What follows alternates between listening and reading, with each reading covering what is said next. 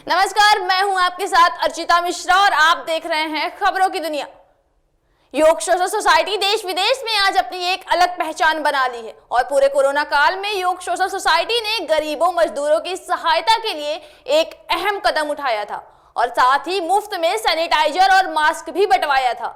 योग social society का मुख्य उद्देश्य बच्चों की शिक्षा के क्षेत्र में एक अहम कदम उठाना है। इसी के चलते आज हमारी टीम ने योग सोशल सोसाइटी के राष्ट्रीय प्रभारी व प्रधानमंत्री की कई योजनाओं में कार्यरत अजय सिंह से खास बातचीत की है।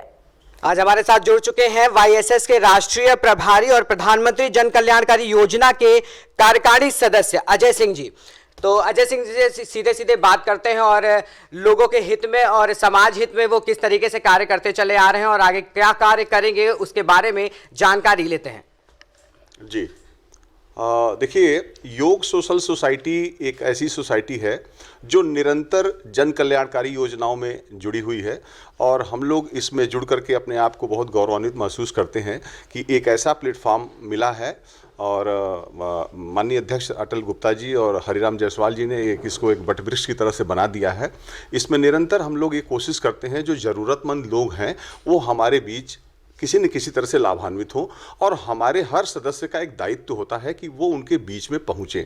जब हम उनके बीच में जाते हैं तो उनकी कमियां, उनकी ज़रूरतें, उनकी मूलभूत आवश्यकताएं जैसे शिक्षा, दवाई, मेडिकल, हेल्थ, इन सब जानकारी के लिए हम लोग उनके बीच जाते हैं और जब जाते हैं तो पाते हैं कि हमारी दरकार उनको हर दिन है और इन्हीं सब कार्यों के साथ निरंतर हम लोग आगे बढ़ रहे हैं। मुझे पूरी उम्मीद है कि योग सोशल सोसाइटी अंतर्राष्ट्रीय लेवल पर अपनी पहचान बहुत शीघ्र बना लेगी।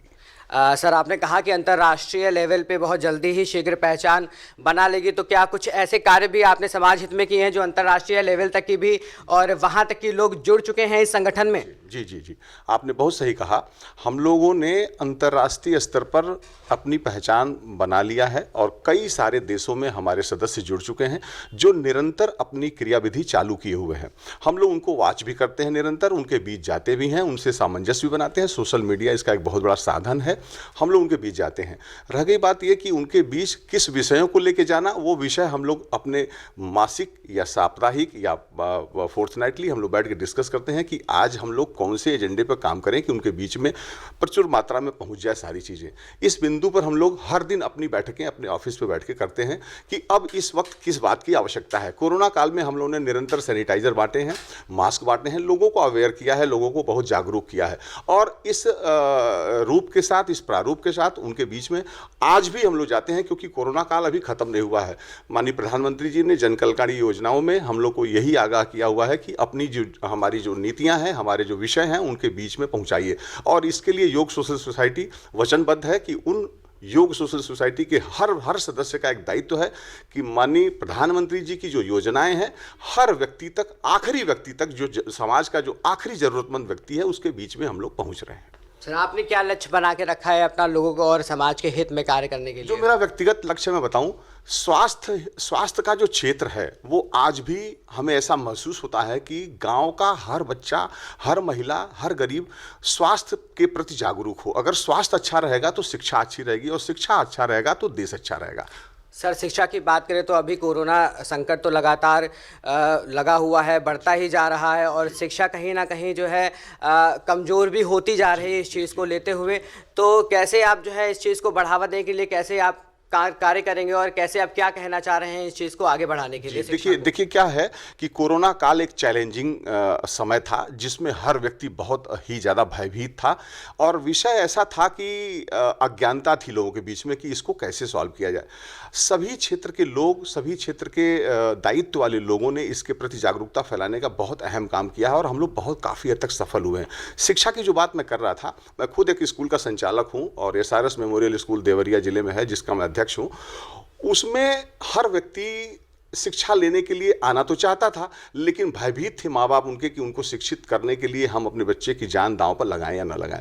तो इस असमंजस में विद्यालय ऑपरेटर भी थे और शासन प्रशासन भी था कि बच्चों को भेजा जाए या न भेजा जाए।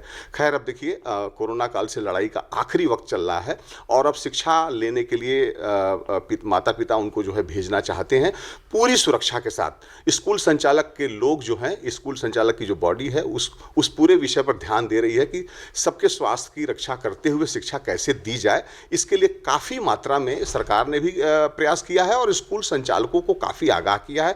हम लोगों ने भी उनको आगाह किया है कि आप लोग अपने बच्चों को पूरी सुरक्षा सिस्टम के साथ, डिस्टेंस मेंटेन के साथ और मास्क के साथ, ताकि वो अपने को सुरक्षित रखते हुए शिक्षा पा सकें। कोरोना काल है और शिक्षा से लेकर के बिजनेस से लेकर के हर चीज़ मानो जैसे बहुत ही कमज़ोर पड़ती जा रही है।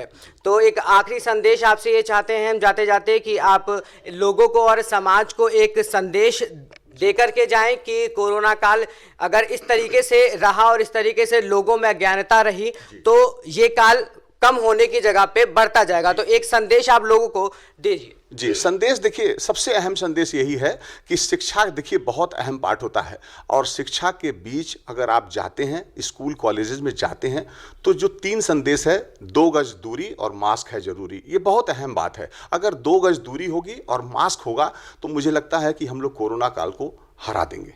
यही मेरा आखिरी संदेश है। धन्यवाद। इस वक्त के लिए बस इतना ही। देश और दुनिया की तमाम खबरों के लिए बने रहे हमारे साथ और देखते रहिए खबरों की दुनिया।